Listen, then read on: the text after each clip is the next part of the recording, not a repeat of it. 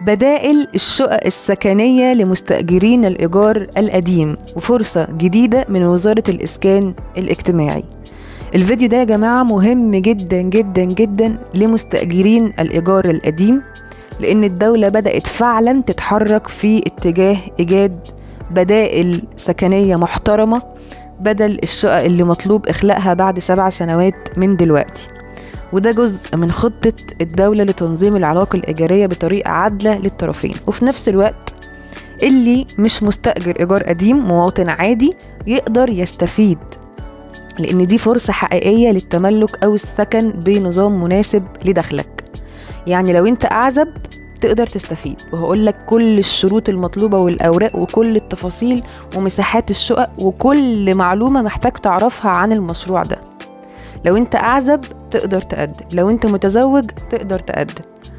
أهم حاجة ما تكونش استفدت قبل كده من شقق الإسكان الاجتماعي، يعني قدمت كتير مفيش مشكلة ان انت قدمت، ولكنك ما استفدتش قبل كده من اي شقة إسكان اجتماعي انت او زوجتك لو حضرتك متزوج.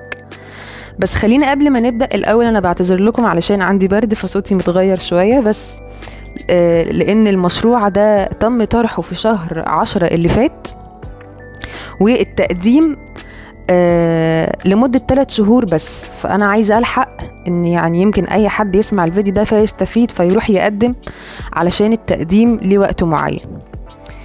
بس في نقطة تانية برضه عايزة أتكلم فيها. يعني أنا شايفة في المستقبل كده التعليقات، بعض المستأجرين الإيجار القديم ممكن يدخل يشوف عنوان الفيديو كده فيدخل من باب الاعتراض إن أنا معترض على لا البديل ده مش عاجبني. بس أنا عايزة أوضح حاجة، لو انت مستأجر إيجار قديم ما تستناش يحصل تغيير في الإيجار وبعدها تدور على حل. يعني القانون خلاص تم فرضه في شهر 8 وتم نشره في الجريدة الرسمية وتم تطبيقه من الشهر التالي وهو في شهر 9 تم التطبيق، خلاص احنا بنطبق القانون دلوقتي. فما تستناش ان القانون يتغير وما تفضلش ماشي ورا الناس اللي عمالين يقولوا احنا بنطعن بعدم دستورية القانون، القانون ده هيتلغي. جماعة لحد دلوقتي القانون ما اتلغاش.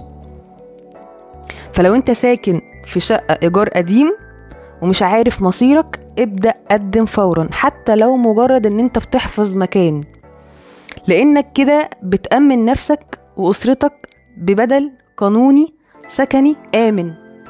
ممكن ما تلاقيش الفرصة دي بعدين. وزارة الإسكان الاجتماعي عادة لما بتيجي تطرح مشروع بتكون طرحاه لكل فئات المجتمع، ولكن المشروع ده تحديدا هو مخصص أكتر لمستأجرين الإيجار القديم، فاستغل واستنفع بالفرصة، ما تضيعهاش من إيدك. صدقني فرصة عظيمة جدا، وهكلمك ليه فرصة عظيمة. خلينا نبدأ في الأول كده نتكلم على خلفية عامة للمشروع الجديد.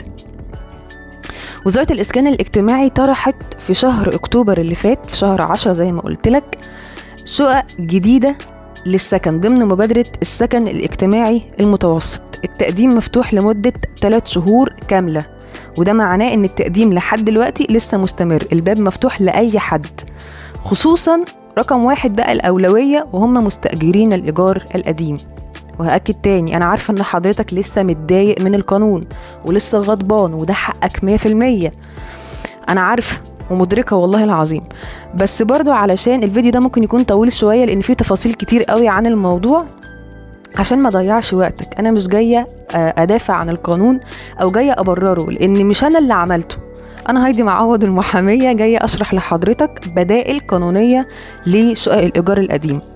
فمش انا اللي عامله المشروع، ومش انا اللي فرضه القانون، ومش انا اللي عايزه اطلعك من الشقه، فما تتخانقش معايا، لان انا صدقني عندي برد ومش قادره اتخانق. فان شاء الله الفيديو ده يكون بيفيدك او بيفيد اي حد عايز شقه او بديل.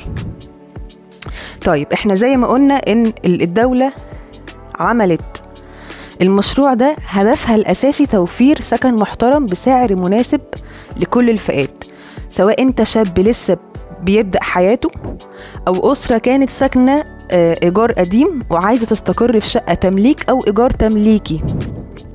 الطرح ده معمول علشان محدش يتضر، خصوصا المستأجرين القدامى اللي عاشوا سنين طويلة في شقق الايجار القديم وما كانش فيه بدائل واضحة قدامهم.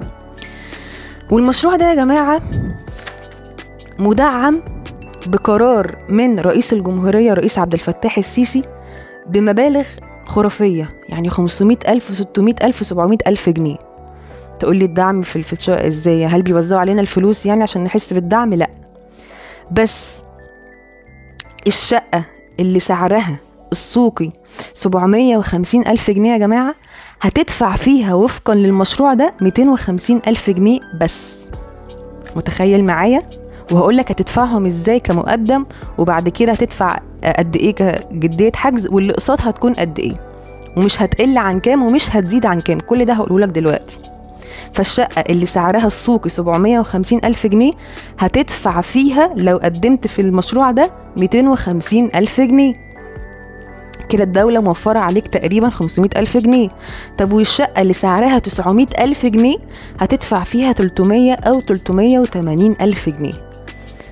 يعني مش هتدفع أكتر من 380,000 جنيه في إن أنت تمتلك شقة سكنية، وهكلمك على المساحات وكل حاجة. طيب نيجي الأول نتكلم على الأنظمة المتاحة. وزارة الإسكان أعلنت عن 3 أنظمة مختلفة علشان كل واحد يختار اللي يناسب ظروفه. النظام الأول وهو النظام التمليك الكامل، اللي انت رايح تشتري شقة وزي ما قلت لك هتستفيد بالدعم. بتشتري الشقة بالتقسيط على فترة طويلة جدا، وغالبا بتكون لمدة 20 أو 30 سنة.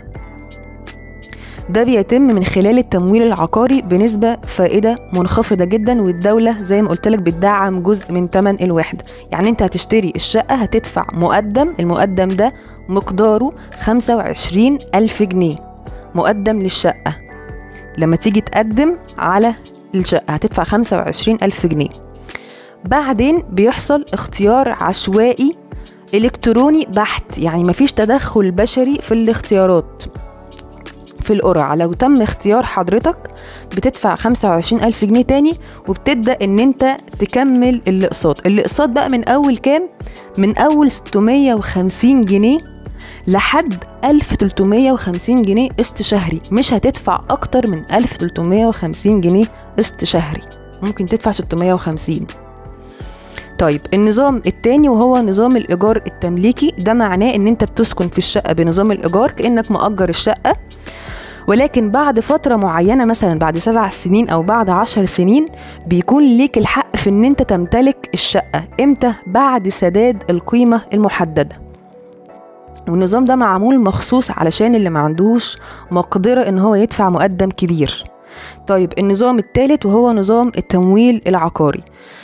التمويل العقاري عادة بيكون عن طريق البنوك بدعم من صندوق الإسكان الاجتماعي، بحيث ان البنك بيسدد هو تمن الشقة للدولة، وانت بتسدد للبنك على اقساط طويلة المدى، يعني زي ما قلت لك 20 و30 سنة.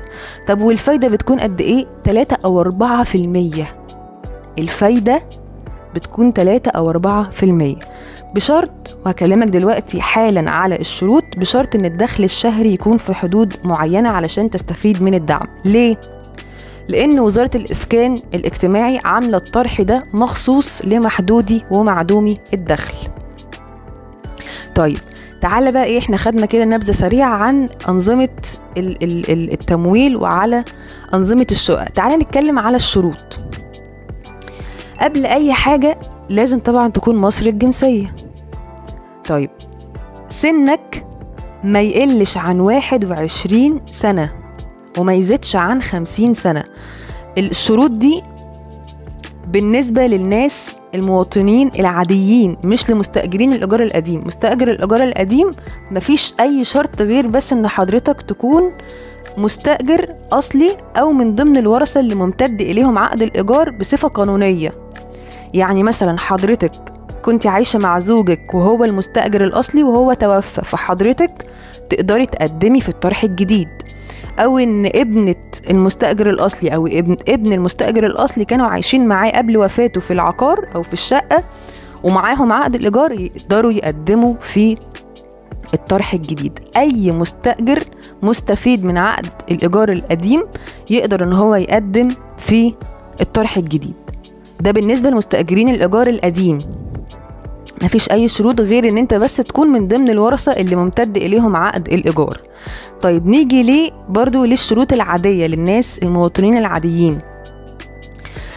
زي ما قلت ان سنك ما يقلش عن 21 سنة وما يزيدش عن 50 سنة، تكون مصري الجنسية. طيب تاني حاجة مرتبك. لو انت اعزب لازم مرتبك ما يكونش اقل من 3000 جنيه، ما يقلش عن 3000 جنيه وما يزيدش عن 12000 جنيه، ده لو انت اعزب. طيب لو انت راجل متجوز يبقى دخلك ما يقلش عن 4000 جنيه وما يزيدش عن 15000 جنيه. بس خلي بالك 15000 جنيه ده دخل الأسرة كلها، يعني انت وزوجتك لو هي بتشتغل انتم الاتنين دخلكم ما يزيدش عن 15000 جنيه. طيب ليه؟ لأن زي ما قلت لك في البداية إن وزارة الإسكان الاجتماعي عاملة المشروع ده لفئات محدودة ومعدومة الدخل، فلو أنت دخلك أعلى من 15000 جنيه بتعتبر من ضمن الفئة المتوسطة للدخل. فلازم يكون دخلك لو أنت أعزب ما يقلش عن 3000 وما يزيدش عن 12000، لو متزوج ما يقلش عن 4000 وما يزيدش عن 15000 بالنسبة لدخل الأسرة كلها. طيب في نقطة كمان مهمة جدا، وهي ان انت ما تكونش استفدت قبل كده بأي شقة تبع مشاريع الحكومة. اي مشروع بقى حكومة للإسكان ما تكونش قدمت فيه واستفدت اخدت شقة. لكن لو انت قدمت قبل كده كذا مرة، قدمت 100 مرة بس انت ما استفدتش، يبقى ما فيش مشكلة تقدم في المشروع ده تاني. لكن لو قدمت واستفدت ما ينفعش. طيب لو انا ما قدمتش خالص ولا عمري قدمت قبل كده في مشاريع اسكان، لا عادي ممكن تقدم عادي، ده بالنسبه للمواطنين العاديين. طيب بالنسبه لمستاجرين الايجار القديم الوضع ليهم زي ما قلت ليه اولويه خاصه، خصوصا لو عندهم اوراق بتثبت انهم كانوا ساكنين في شقه ايجار قديم وهتتاثر بالقانون الجديد اللي لسه صادر من شهرين. تمام. طيب تعالى نتكلم على ايه؟ تعالى نتكلم على الاوراق المطلوبة. وهنا برضو لازم نفرق ما بين حالتين، الاوراق المطلوبة عامة لأي اي حد هيقدم، والاوراق الخاصة لمستأجرين الايجار القديم.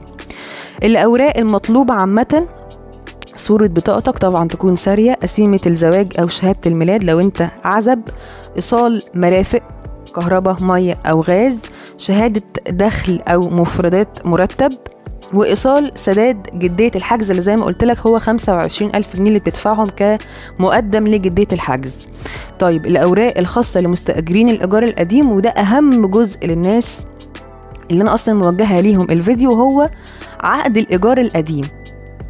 لو معاك عقد الإيجار القديم وانت مستأجر أصلي أو من الورثة اللي ممتد إليهم عقد الإيجار، وأي إثبات بقى، خلي بالك بقى من النقطة دي، أي إثبات يأكد ان حضرتك مقيم إقامة فعلية في الشقة اللي متأجرة إيجار قديم في الوحدة، زي مثلا إيصال كهرباء غاز أو مية، أو بطاقتك يكون فيها نفس عنوان الشقة اللي متأجرة إيجار قديم. فالأوراق دي مهمة جدا جدا، علشان بس يعني ايه بسم الله الرحمن الرحيم كده نبدأ ان احنا نقول احنا هنقدم. الأوراق دي ضرورية ومهمة جدا، وأهم حاجة يكون ليك صفة حقيقية وفعالية في الأوراق اللي انت هتقدمها. يعني اوعى تقدم باسم حد تاني، لأن الوزارة مأكدة على ان لو أي حد قدم ببيانات حد تاني بيعتبر جريمة تزوير في أوراق رسمية. انت كبرت الموضوع مرة واحدة ليه كده؟ هو والله الموضوع كبير. اوعى تقدم لأي حد على الموقع ببيانات مش بياناتك، يعني تقول ان دي بياناتك وهي مش بياناتك، او بيانات غير حقيقية، لان ده هيعتبر جريمة تزوير في اوراق رسمية. الوزارة بتراجع الاوراق دي بدقة، لانهم بيحاولوا يحددوا فعليا مين اللي يستحق الاولوية، وبيتعاملوا مع كل حالة على حدة. طيب نتكلم على ايه تاني؟ نتكلم على مساحات الشقق. ايه الشقق اللي متقدمة؟ احنا عرفنا الانظمة، الايجار التمليكي، التمليك العادي، والتمويل العقاري. نيجي كده نتكلم على مساحات الشقق. مبدئيا احنا عندنا نوعين من المساحات، مساحات صغيرة تبلغ 75 متر، ومساحات كبيرة تبلغ 90 متر. الشقق اللي مساحتها 75 متر متقسمة كالآتي: غرفتين، ريسبشن، مطبخ وحمام وبلكونتين، بلكونة خدمات وبلكونة عادية. يبقى في شقة مساحتها 75 متر متقسمة غرفتين، ريسبشن، مطبخ، حمام، بلكونتين. في شقة المساحات الكبيرة وهي مساحتها 90 متر، الشقق دي متقسمة كالآتي: 3 غرف، ريسبشن، مطبخ، حمام وبلكونتين، بتزيد عن الشقق الأولانية بغرفة.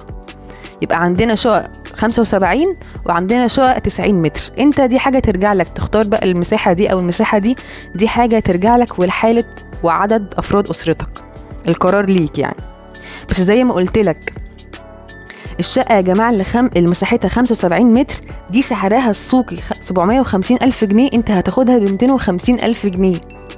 والشقة اللي هي 90 متر اللي مساحتها 900,000 جنيه وأكتر انت هتدفع فيها 300,000 جنيه أو 380,000 جنيه، وزي ما قلت لك على إقساط تصل ل20 و30 سنة. فالدعم ده بجد يعني فرصة عظيمة جدا جدا جدا لأي حد نفسه انه يكون عنده شقة بيملكها أو مش قادر ان هو يشتري شقة. طيب نيجي بقى نتكلم على المحافظات والمدن اللي فيها الطرح الجديد. في عندنا برضو نوعين من المحافظات. في النوع الاولاني اللي هكلمك عليه دلوقتي، النوع ده يا جماعة الشقق فيه جاهزة على الاستلام، يعني جاهزة على المفتاح بمجرد انتهاء الاجراءات من التقديم، ان انت بتقدم وتدفع مقدم جدية الحجز، وبعد كده بيتم اختيارك عشوائي الكتروني من الموقع، بعد كده بتدفع 25,000 جنيه تاني وبتبدأ تدفع في الاقساط، هتستلم فوري الشقة دي لو هي تبع المحافظات اللي هقولك عليها دلوقتي. ايه بقى هي المحافظات؟ الجيزة، المنوفية، أسيوط، المنيا، الفيوم، أسوان، الأقصر، قنا. نقولهم تاني: الجيزة، المنوفية، أسيوط، المنيا، الفيوم، أسوان، أقصر وقنا. أي وحدة في المحافظات دي هتكون جاهزة على الاستلام الفوري. تمام؟ طيب نيجي لنوع المحافظات التاني، والمحافظات دي الاستلام فيها مش فوري، الاستلام فيها هيكون بعد 36 شهر بعد انتهائك من دفع جزء معين من الاقساط، يعني لسه بتتشطب، لسه بتخلص. لكن المحافظات اللي اتكلمت عليها من شوية الشقق فيها جاهزة على الاستلام. بالمناسبة كل الشقق جاهزة بتشطيب سوبر لوكس، يعني انت مش محتاج حاجة، يعني تستلم المفتاح وتعيش فيها على طول. طيب المحافظات اللي الاستلام فيها هيكون بعد 36 شهر هي المحافظات دي: دمياط، الدقهلية، الوادي الجديد، البحيرة، البحر الأحمر، مطروح. تقدر تقدم في الشقق دي من دلوقتي عادي جدا، سواء المحافظات اللي قلتها من شوية أو المحافظات دي، الاتنين تقدر تقدم فيهم دلوقتي، لأن التقديم مدته 3 شهور فقط وعدى منهم شهر وشوية. فتقدر تقدم دلوقتي بالأوراق المطلوبة اللي كلمتك عليها، وعلى حسب المحافظات تستلم الشقة بتاعتك.